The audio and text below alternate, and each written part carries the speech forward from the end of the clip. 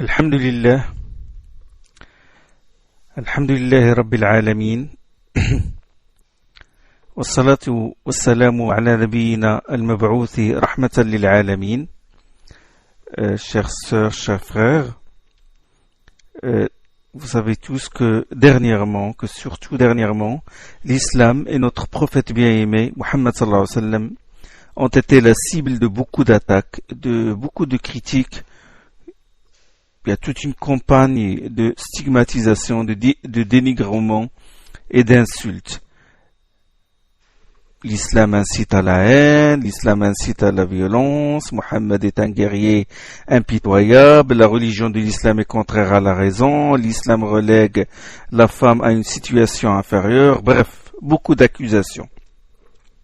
Mais je dis une chose, c'est que l'islam n'a pas peur de la critique.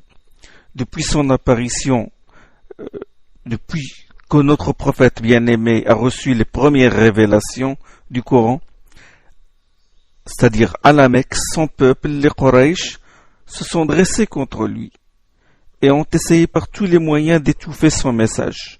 Les menaces, les accusations, les ambiguïtés pour semer le doute, l'intimidation, etc., etc. Qu'est-ce qu'Allah subhanahu wa ta'ala a dit? Il y a beaucoup de versets du Coran à ce sujet. Parmi ces versets, Allah subhanahu wa ta'ala a dit Balqal ou Adghas, c'est leurs accusations, les accusations du peuple de Quraysh. Balqal ou Adghas ou Ahlam, Bel iftarah. Ce Coran, disent-ils, n'est qu'un amas de rêve. Bel iftarah, ou c'est plutôt lui qui l'a forgé. Bel huwa sha'ir, ou il s'agit plutôt de l'œuvre d'un poète. فَلْيَأْتِنَا بِآيَةٍ كَمَا أُرْسِلَ الْأَوَّلُونَ. Qu'ils produisent donc devant nous un signe miraculeux comme celui dont furent chargés les premiers envoyés. فَلْيَأْتِنَا بِآيَةٍ كَمَا أُرْسِلَ الْأَوَّلُونَ. Dans Surat Al-Anbiya, Surat 21 et verset 25. Et verset 5. Si on revient 2 versets en arrière, c'est-à-dire le verset 3, qu'est-ce qu'ils ont dit? هل هذا إلا بشر مثلكم أفتأتون السحر وأنتم تبصرون. Qu'est-il celui-là, c'est-à-dire Muhammad sallallahu alayhi wa sallam, qu'est-il celui-là sinon un mortel? Qu'est-il celui-là sinon un mortel comme nous? هل هذا إلا بشر مثلكم, sinon un mortel comme vous. Allez-vous tomber sous le coup de la magie en pleine connaissance de cause? Donc il accuse de visionnaire, d'halluciné, de menteur, il l'a forgé, bel iftara, poète, bel huwa sha'ir, sorcier, allez-vous tomber sous le coup de la magie, sorcier, et il le défie aussi de produire un miracle. Il l'accuse de fou, de posséder. وقالوا يا أيها الذي نزل عليه الذكر إنك لمجنون. Dans Surat Al-Hijr, la Surat 15 et le verset 6, Allah subhanahu wa ta'ala dit, ils disent: ô toi à qui le Coran a été révélé, tu es en réalité qu'un possédé. Tout au long de la période de la descente des versets du Coran sur notre prophète bien-aimé, Allah lui avait montré comment il répondait aux réfutations avec des arguments clairs et évidents, des arguments rationnels, et il lui a établi une méthode d'argumentation et de discussion avec ses adversaires, et ceux, bien sûr, qui ne partagent pas la même opinion. Il lui a montré les règles de la discussion, les règles de bienséance, le respect de l'adversaire, etc. Il lui a appris de demander des arguments à ses adversaires, comme dans le verset suivant, ils disent, n'entrera au paradis que celui qui est juif ou chrétien. Allah répond, telles sont leurs prétentions.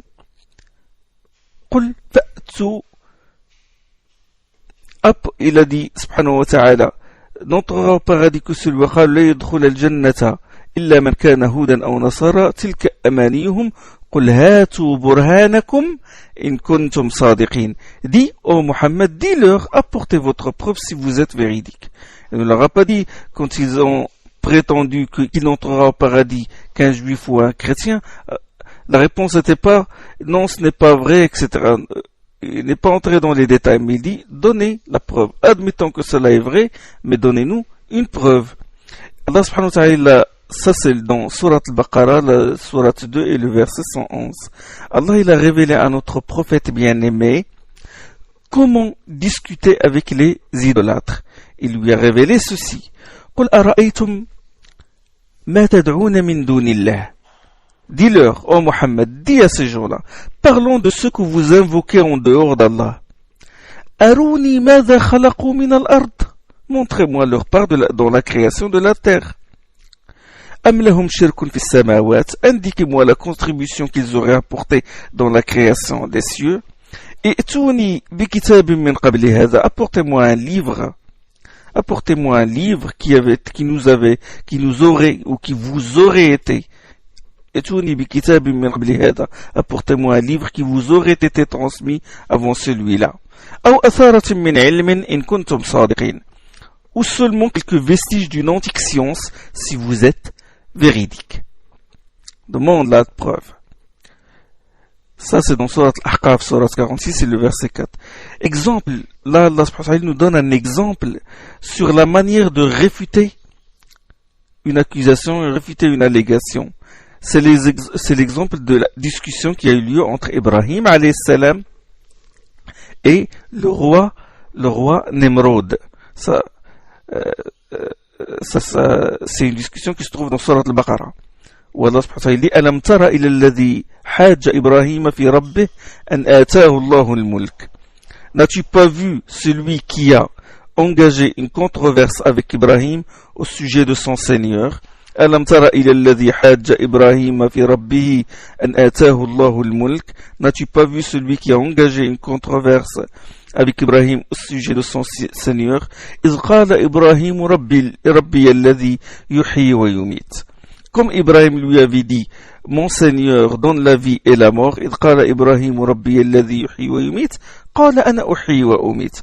Comme Ibrahim lui avait dit, mon Seigneur donne la vie et la mort, il lui répliqua, ce roi répliqua, moi aussi je donne la vie et la mort.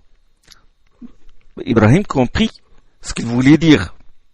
Il comprit, il va ramener deux personnes, il va tuer une personne, donc il a donné la mort, il va laisser l'autre vivante, et c'est qui lui a donné la vie. Et donc Ibrahim n'est pas entré dans les détails avec lui. Il n'est pas dit non, c'est pas ce que je voulais dire, la mort, c'est pas la mort que vous désignez, bon, ou la vie, ça veut dire que c'est Allah qui a donné la vie, qui a créé. Non, il n'est pas entré dans ces détails. Il a laissé cet argument fallacieux de côté. Et il lui a dit, قال فإن الله يأتي بالشمس من المشرق فأتي بها من المغرب. Il a dit, Allah fait venir le soleil de l'Orient, fais-le donc venir de l'Occident. Allah fait venir le soleil de l'Orient, fais-le donc venir de l'Occident. فبهت الذي كفر. Celui qui était impie demeura confus. C'est ça, c'est comme ça qu'on doit argumenter, c'est comme ça qu'on doit répondre. Le prophète sallallahu alayhi wa sallam nous a légué une méthodologie de la discussion, de la réfutation. C'est ce qu'on appelle Manhaj al-Radd, la méthode de répondre, une voie claire et parfaite que le prophète sallallahu alayhi wa sallam nous a léguée. L'islam s'est propagé par la suite, après la mort du prophète sallallahu alayhi wa sallam, et là ses adversaires sont devenus de plus en plus nombreux. Il a fait de plus en plus de jaloux, et les attaques commencent à se multiplier, les accusations, etc. Et là, les savants se sont inspirés de cette voie du prophète sallallahu alayhi wa sallam pour répondre aux accusations, aux allégations de ceux qui attaquent l'islam. Ce qui fait que nous avons tout un patrimoine de répliques et de réfutations, non seulement une réfutation des accusations qui viennent des non-musulmans, mais au sein de la communauté, où les gens de la Sunna ont répondu à certaines sectes kharijites, jahmites, etc. On a tout un recueil, tout un patrimoine de livres sur les rodoutes, sur les répliques. Des livres ont été faits, bien sûr, comme le livre par exemple d'Ibn Taymiyyah, Jawab Sahih al-Mubaddal al-Masih, la réponse claire à celui qui a modifié la religion du Messie, etc. Donc nous avons tout un corpus, une littérature là-dessus. Donc nous n'avons pas peur des critiques. Et nous avons tout ce qu'il faut pour y répondre, en observant bien sûr les règles qu'on peut trouver même dans les versets où Allah subhanahu wa ta'ala a dit Ud'u ila sabili rabbika bil hikmati wal maw'izati al hasana wajadilhum billati hiya ahsan. Allah a dit appelle les gens à suivre la voie de ton Seigneur par la sagesse et la belle exhortation et discute avec eux de la meilleure manière. Voilà l'éthique de la discussion. Il faut discuter de la meilleure manière et avec sagesse. وجادلهم بالتي هي أحسن إن ربك هو أعلم بمن ضل عن سبيله وهو أعلم بالمهتدين. Du reste, c'est ton Seigneur qui connaît le mieux celui qui s'écarte de sa voie, comme il connaît le mieux celui qui est guidé. وإن عاقبتم فعاقبوا بمثل ما عوقبتم به. Si vous devez exercer des représailles, que ce soit à la mesure de l'offense subie. وَلَئِنْ صَبَرْتُمْ لَهُوَ خَيْرٌ لِلصَّابِرِينَ. Mais si vous patientez, meilleur ce sera pour celui qui aura patienté. Voilà, tolérance, discussion avec sagesse, mais même si on reçoit des attaques violentes, il faut vraiment qu'on exerce des représailles, il faut qu'on ne dépasse pas les limites de la justice. C'est-à-dire que ce soit, comme dit Allah subhanahu wa ta'ala, فَعَاقِبُوا بِمِثْلِ مَا عُوقِبْتُمْ بِهِ, que cela soit à la mesure de l'offense subie. Et en plus, Allah subhanahu wa ta'ala dit وَقَالْ وَلَئِنْ صَبَرْتُمْ لَهُوَ خَيْرٌ لِلصَّابِرِينَ. Si vous patientez, meilleur ce sera pour celui qui aura patienté. Donc ce verset-là se trouve dans Surat les abeilles. Et il a ordonné, Allah subhanahu wa ta'ala a ordonné à son prophète de discuter avec les adeptes des autres religions.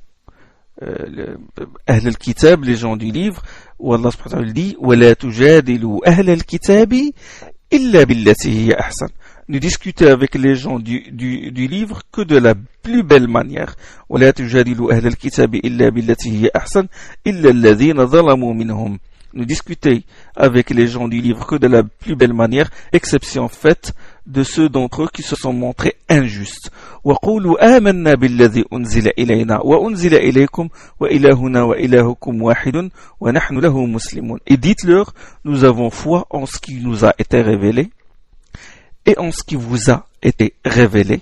Notre Dieu et le vôtre est un Dieu unique et nous lui sommes soumis. C'est-à-dire une plateforme d'entente, un point commun, une base sur laquelle on puisse discuter.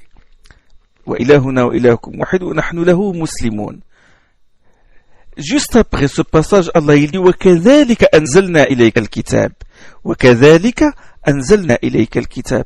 Il dit c'est dans cet état d'esprit que nous t'avons révélé le livre, c'est-à-dire la discussion de la plus belle manière. L'ordre de discuter, Allah recommande à son prophète de discuter et discuter de la plus belle manière.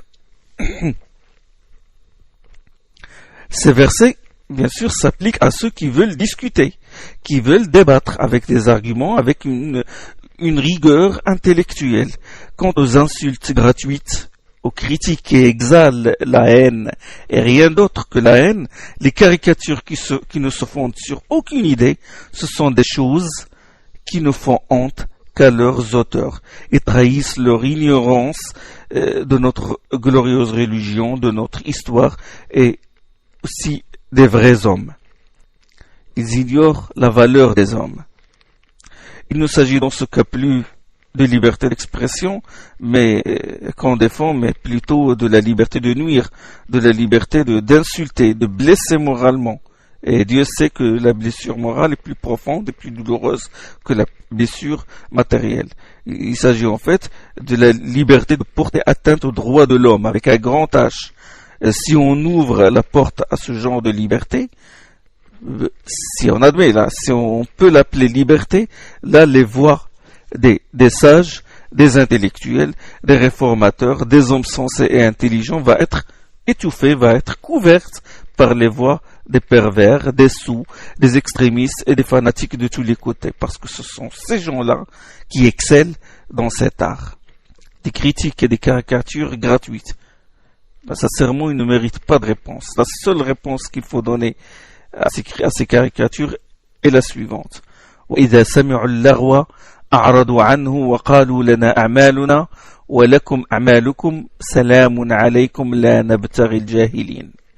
Et lorsqu'ils entendent les futilités, lorsque les croyants entendent les futilités, ils s'en détournent en disant à nous notre manière d'agir et à vous la vôtre, que la paix soit avec vous, les ignorants ne nous intéressent pas.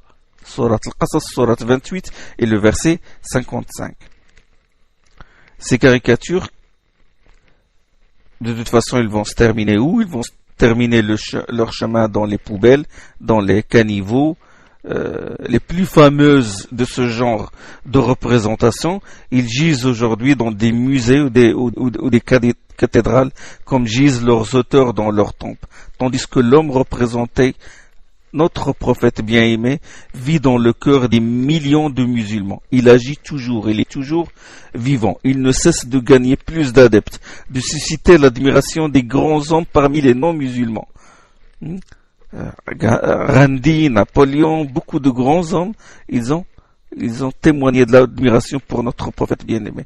Et il ne cesse toujours de déranger ceux qui lui sont hostiles. C'est-à-dire, notre prophète remue tout le monde par le Coran qui lui a été révélé, par la lumière qu'il a apportée. Et bien sûr, ce Coran-là ne cesse d'être récité partout dans le monde entier, depuis qu'il a été révélé dans le désert de l'Arabie jusqu'à aujourd'hui.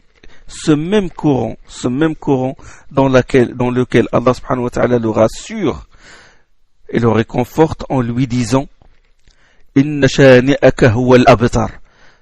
C'est celui qui te hait qui sera en vérité privé de postérité. Nous sommes la postérité du prophète sallallahu alayhi wa sallam. Nous sommes ses descendants qui perpétue sa sunna, alhamdulillah. Nous essayons de l'être. Ce sont les grands savants qui le sont vraiment. Et nous sommes de toute façon, toute la communauté musulmane, c'est sa postérité. Inna shani'aka huwa al-abtar, c'est celui qui te hait qui sera en vérité privé de postérité. Comme a dit Allah subhanahu wa ta'ala dans Surat An-Nahl, Surat 108, le verset 3. Exemple, Salvador Dali qui a représenté Mohammed sallallahu alayhi wa sallam, au Mahomet, un certain Mahomet, et non Mohammed sallallahu alayhi wa sallam. Il l'a représenté aux enfers, les boyaux pendouillants. Là, je suis prêt à jurer que 99% n'ont jamais entendu parler de cette personne-là, de ce peintre-là. N'ont jamais parler de ce peintre-là. Il est aujourd'hui enterré dans un musée, une tombe dans une tombe, où il gisait avec ses tableaux, inerte et mort. Cette toile, en fait, vous vous rappelez quand il y a eu l'affaire des caricatures, certains journaux, ils ont publié les 12 caricatures, et avec ces 12 caricatures, ils ont ajouté d'autres, ils ont ajouté cette toile-là, cette représentation, un tableau qui représente le prophète sallallahu alayhi wa sallam avec les boyaux entre les jambes, etc. Cette toile est en fait une reproduction d'une scène. C'est une reproduction d'une scène tirée du 28e chant de la divine comédie de Dante Alighieri. C'est un poète italien. Vous savez, poète italien du XIVe siècle. Il est considéré comme cette comédie-là, il est considéré comme l'un des chefs-d'œuvre de la littérature universelle. La fierté de l'Europe. Mais ce que ce peintre-là, ce que ce Dali ne sait pas ou ne sait peut-être pas, c'est que c'est ce prophète-là qu'il a représenté à sa façon délirante, c'est ce prophète-là qui a inspiré Dante dans ce livre. Cette œuvre n'est en fait qu'un emprunt de l'histoire Al-Isra ou Al-Mi'raj dont parle le Coran et la Sunna. Le voyage du prophète sallallahu alayhi wa sallam de la Mecque vers la mosquée Al-Aqsa, et puis de la mosquée Al-Aqsa, il est monté au ciel avec Jibril, et il est passé par les dans chaque ciel, il voyait, il rencontrait un prophète, il a vu l'enfer, les gens de l'enfer, il a beaucoup raconté les détails des damnés de l'enfer, et il a parlé aussi de certaines personnes qu'il a vues au paradis. Et puis il a monté jusqu'au 7e ciel, et puis jusqu'au Sidrat al-Muntaha, c'est-à-dire un arbre qui est à la limite des 7 cieux. Et il a vu des lumières, etc. L'histoire se trouve dans les sources traditionnelles et une partie se trouve dans le Coran. Il y a même une sourate qui s'appelle Sourate Isra. Ben écoutez, il a fait cette toile et s'est inspiré. Il a illustré en fait avec cette toile-là. Il a illustré un passage de ce livre-là, de ce livre qui s'appelle la Divine Comédie de Dante Alighieri. Mais Dante Alighieri, il a emprunté cette histoire-là, c'est de l'autre prophète sallallahu alayhi wa sallam. Il y a changé bien sûr les personnages et bon, il a ajouté une touche chrétienne et une touche poétique et tout, et il a ajouté certaines choses et il a fait cette comédie-là. Mais cette comédie-là, elle vient de l'événement l'Isra al-Mi'raj du prophète sallallahu alayhi wa sallam. Et beaucoup d'orientalistes comme le spécialiste des langues éthio-sémitiques Enrico Cerulli a dit il existe entre le monde d'outre-mer, c'est-à-dire le monde de l'au-delà tel que l'a imaginé Dante, et celui qui est décrit dans les textes eschatologiques musulmans racontant le voyage de Mahomet au paradis en enfer, de nombreuses analogies. L'islamologue Miguel Assin Palacios, il a écrit un livre sur cet emprunt. Il a écrit un livre, il s'appelle Eschatologie musulmane de la Divine Comédie de Dante. Et il a conclu que Dante s'était inspiré des traditions musulmanes. Beaucoup d'orientalistes avaient indiqué des ressemblances avec l'histoire de l'ascension du ciel du prophète sallallahu alayhi wa sallam. Maxime Rodinson, il parle de coïncidences troublantes. Donc, cette toile-là, cette caricature-là, cet homme, le prophète sallallahu alayhi wa sallam, qui l'a caricaturé, c'est lui qui est le maître de son maître. C'est-à-dire que cette histoire est arrivée au prophète sallallahu alayhi wa sallam, l'histoire de l'Isra al-Mi'raj, et son maître Dante, il a emprunté cette histoire pour mettre cette œuvre-là, pour donner pour écrire ce livre-là, la Divine Comédie. Je dis ça, pourquoi? Où je veux en venir? Ce prophète, voici mon message, ce prophète que certains ont caricaturé, il a eu une grande influence sur l'art, la littérature et la science en Europe. J'ai lu quelques passages de la comédie, de la Divine Comédie de Dante Alighieri. C'est vrai, il y a vraiment beaucoup de similitudes avec l'histoire du prophète sallallahu alayhi wa sallam. Beaucoup, comme le prophète sallallahu alayhi wa sallam racontait que l'ange Jibril l'a réveillé, puis ils ont monté cette bête extraordinaire, puis leur voyage et la montée au ciel. Il y a beaucoup de similitudes troublantes, vraiment. Et on sent vraiment la vibration de l'eschatologie musulmane dans cette comédie-là. Le fait déjà qu'il représente le prophète avec les entrailles, avec il représente Mahomet, ça n'a rien à voir avec notre prophète avec les entrailles. Il y a aussi dans des hadiths où le prophète décrit Amr ibn Luhay avec ses entrailles pendouilles. Donc il y a beaucoup de ressemblances et beaucoup d'orientalistes l'ont affirmé. Et ça, où je veux en venir, comme je vous ai dit, c'est que ce prophète-là, il a eu une grande influence sur la littérature, la science et l'art en Europe. Bien sûr, cela a soulevé beaucoup d'objections de la part des Italiens, beaucoup d'orientalistes qui refusent cet héritage arabo-musulman, mais les faits sont là. Et l'histoire le prouve. Cet islam-là qu'on accuse de violent, qu'on accuse de semer la terreur, c'est cet islam-là qui a appris beaucoup de choses à l'Europe. Gustave Le Bon, il a dit dans son livre La civilisation des Arabes, livre 5e, il a dit « Il semblera toujours humiliant à certains esprits que c'est à des infidèles, là il parle des musulmans, que c'est à des infidèles que l'Europe chrétienne doit d'être sortie de la barbarie. Et une chose si humiliante en apparence ne sera que bien difficilement admise. Par leur influence morale, ils ont polissé les peuples barbares qui avaient détruit l'Empire romain.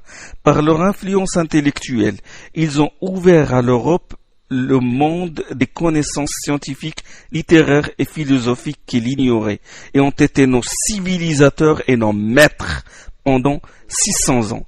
Donc, cet homme-là, que ces gens-là caricaturent, cet homme-là, notre prophète Muhammad sallallahu alayhi wa sallam, il a bâti une civilisation. Et ce sont ses disciples qui ont été les maîtres des Européens pendant 6 siècles. Et là, les orientalistes qui sont justes, qui ont un esprit impartiel, ils l'ont avoué. Tout le monde connaît l'islam en Espagne, les 8 siècles. La civilisation que l'islam a bâtie en Espagne. Quand j'étais étudiant à l'université, beaucoup de collègues français s'étonnaient quand je leur dis que certains mots, comme par exemple al-jabr, ce n'est pas un nom, c'est pas un nom latin, c'est pas un nom français, c'est un nom arabe. Ils disent ah bon, le jabr c'est un nom arabe? Oui, ben oui. Beaucoup de termes, l'algorithme aussi. Algorithme, c'est pas un nom français, c'est un nom arabe. C'est l'amaliya al-khawarizmiya, ça vient du khawarizmi. Donc beaucoup de noms, maroquinerie, des termes comme ça, il y a beaucoup. Et il y a même entre 5000 et 600 noms dans la langue noms arabes dans la langue espagnole. Les Arabes ont beaucoup apporté, mais on les ridiculise et on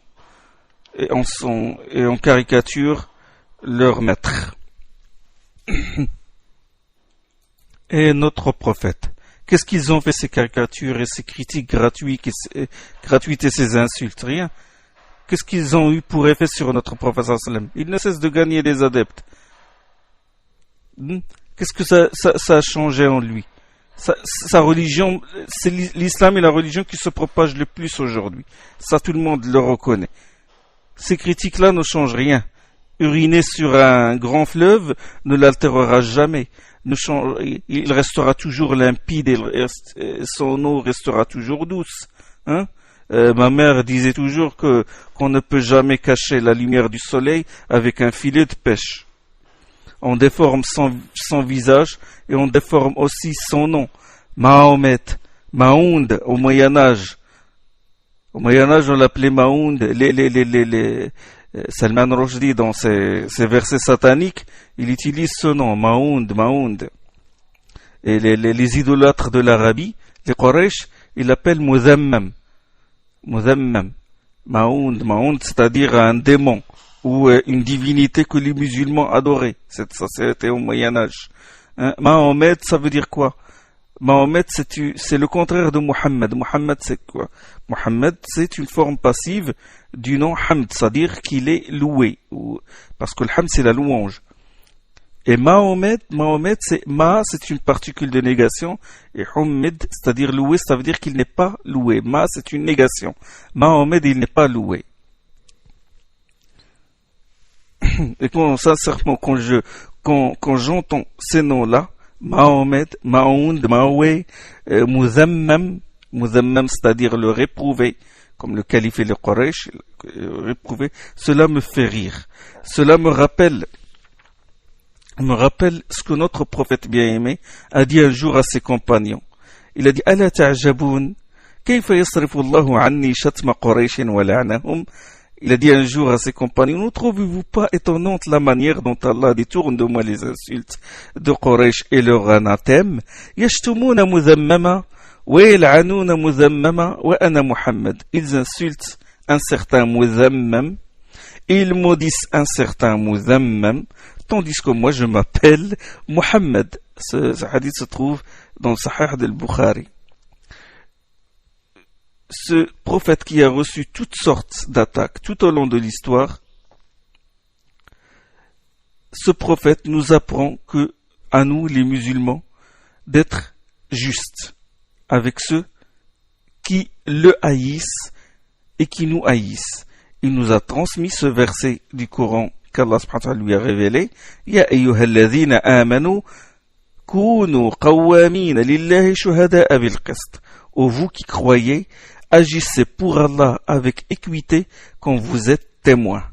يا أيها الذين آمنوا كونوا قوامين لله شهداء بالقسط ولا يجرمنكم شنآن قوم على ألا تعدلوا. Que la haine de certains gens envers vous ne vous porte point à ne pas être juste.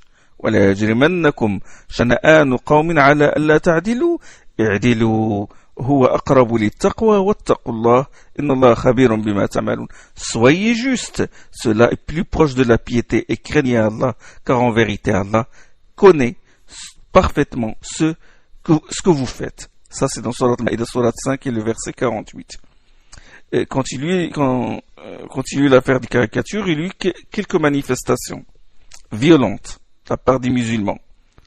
Sincèrement, brûler les drapeaux, voir des ambassades, proférer des menaces sont des actes que l'islam condamne.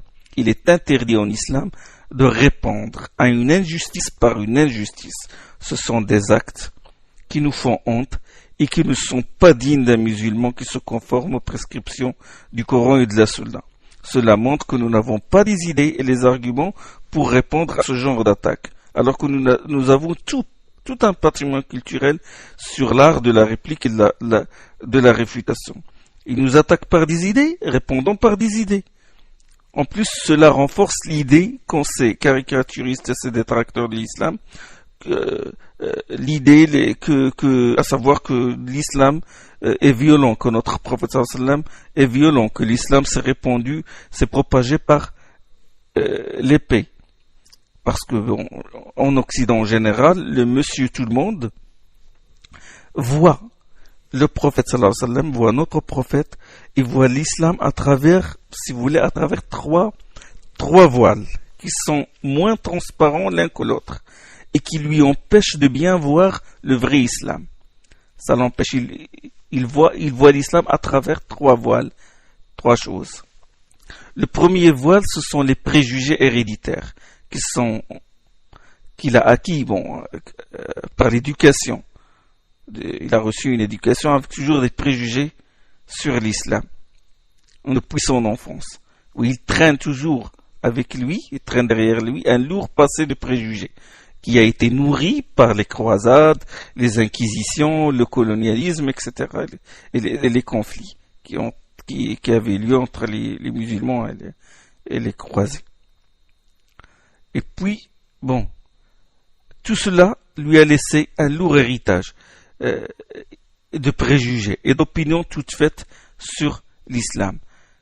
Dès qu'on lui parle de l'islam, il se méfie, et puis il a toujours l'islam le sabre, l'islam s'est propagé par l'épée, l'islam la violence, l'islam aujourd'hui, l'islam le terrorisme, l'islam l'humiliation de la femme.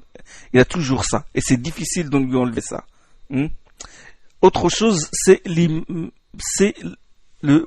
deuxième voile, si vous voulez, ce sont les médias, dont la plupart, malheureusement, jugent avec moins d'objectivité. Ils grossissent ce qu'ils veulent, rétrécissent ce qu'ils veulent, ramènent ce qu'ils veulent ou éliminent ce qu'ils veulent. Ça, c'est le deuxième voile. Le troisième, et ça c'est le plus important, c'est l'image que nous, les musulmans, donnons de notre religion. Souvent, nous donnons une mauvaise image. Et cela à cause de notre éloignement des valeurs de base de notre religion. Il y a des musulmans qui mentent. Il y a des musulmans qui ne tiennent pas leurs paroles. Il y a des musulmans qui volent, qui escroquent, qui vendent la mort, ils vendent de la drogue, qui brûlent les voitures de leurs voisins, et des musulmans qui commettent des attentats à la bombe contre des civils et contre des innocents, etc., etc. Or Allah subhanahu wa ta'ala a dit Inna Allah la yughayyiru ma biqawmin hatta yughayyiru ma bi anfusihim. Allah ne modifie point l'état d'un peuple tant que les hommes qui le composent n'auront pas modifié ce qui est en eux-mêmes. Ça dans Surat 13, Surat Ra'd, le verset 11. Tant que nous tant que nous n'ayons pas changé notre comportement, nos attitudes, et montré par des actes les bonnes valeurs de l'islam, les non-musulmans auront toujours une idée fausse de l'islam et sur notre prophète. Et nous contribuons à détruire notre religion de nos propres mains. Donc, il est difficile pour le monsieur tout le monde de se soustraire de ce triple joug et de contact et sauf ceux qui ont la volonté de faire des recherches, de visiter le monde musulman et de contacter les gens et de dialoguer avec les savants et les prédicateurs. Bien sûr, quand je dis visiter le monde musulman, c'est pas en tant que touriste, barricadé dans le car et dans leurs hôtels et dans leurs restaurants. Non, un tourisme dévotionnel, si vous voulez, un voyage de recherche de la vérité.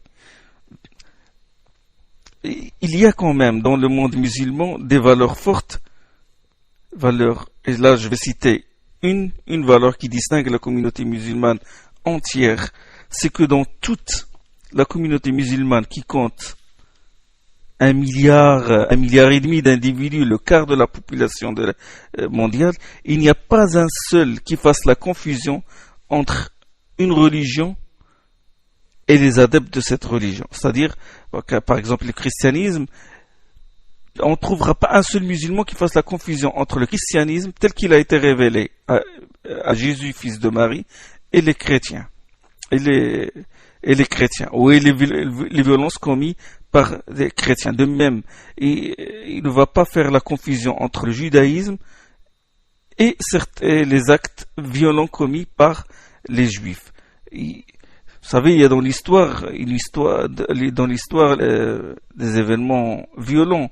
L'histoire du christianisme est une histoire comporte des pages sombres. La purification ethnique des Indiens entre le 15e et le 16e siècle par les chrétiens d'Espagne, la traite négrière, la purification ethnique des musulmans de Bosnie et Herzégovine et du Kosovo par les Serbes orthodoxes qui chantaient ça, leurs exploits dans les églises, l'acquisition en Espagne contre les musulmans et les juifs.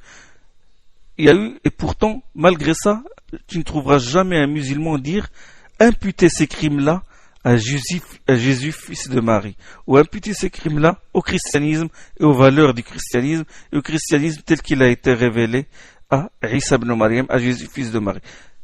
Gaza, il y a eu plusieurs morts chaque jour parmi les enfants, les vieillards et les femmes. Et malgré cela, tu ne trouveras aucun musulman imputer ces crimes-là à Moussa alayhi salam, à Moïse, ou au judaïsme tel qu'il a été révélé à Moussa alayhi salam. Ça, c'est une leçon que les musulmans donnent aux non-musulmans.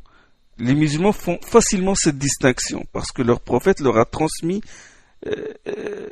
des valeurs, il leur a appris de réciter chaque fois dans leur prière قولوا آمنا بالله وما أنزل إلينا وما أنزل إلى إبراهيم وإسحاق ويعقوب والأسباط وما أوتي موسى وعيسى وما أوتي النبيون من ربهم لا نفرق بين أحد منهم ونحن له مسلمون. Dites, nous croyons en Allah, en ce qui a été descendu vers nous, en ce qui a été descendu vers Ibrahim, Ismaïl, Ishaq, Yaqub et la descendance de celui-ci, en ce qui